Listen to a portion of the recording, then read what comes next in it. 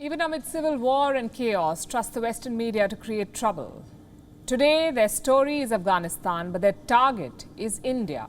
We're talking about a familiar culprit, the New York Times. This is their latest headline. India says it will prioritize Hindus and Sikhs in visas for Afghans. A dream headline for the West. Just one problem. India never said that. So where did the New York Times dig up this news?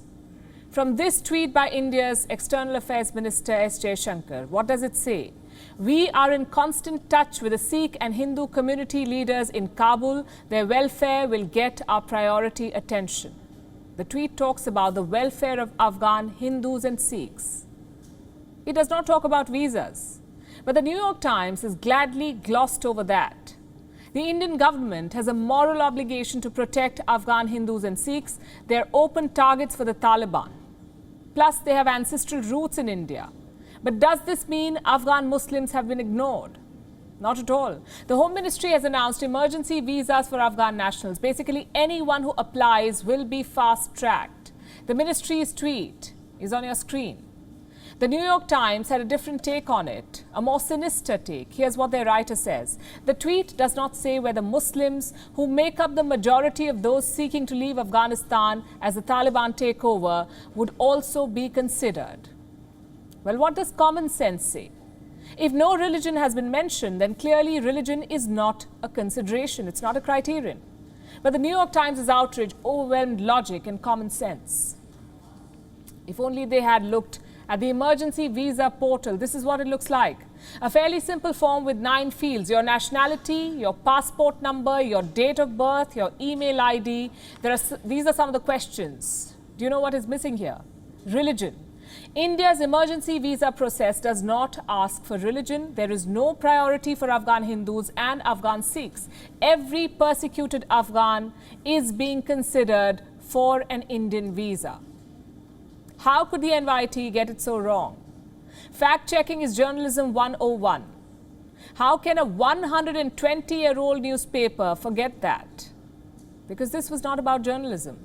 This was about discrediting India, to portray India as a bystander to what is happening in Afghanistan. This is not just fake news. This is dangerous and misleading. In times of crises, responsible reporting is important. People look to the media for accurate updates. And what do they see? Biased articles that peddle half-truths and fake news.